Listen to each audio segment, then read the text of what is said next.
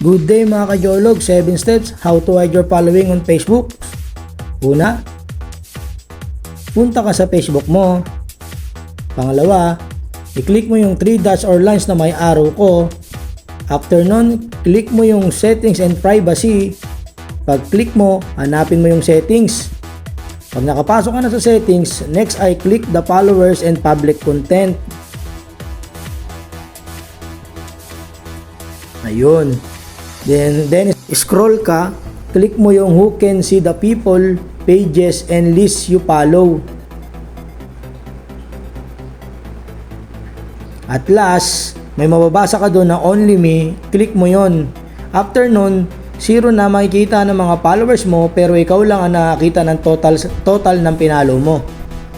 Share the video mga kajologs para marami tayong matulungan. Thanks! Special shout out mga kajologs.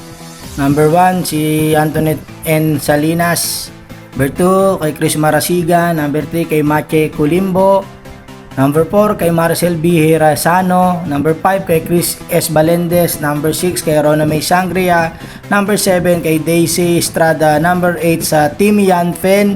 Number 9 kay Juston Fenular. Number 10 sa Team Pangat Tayo. Number 11 Team Mabuhay.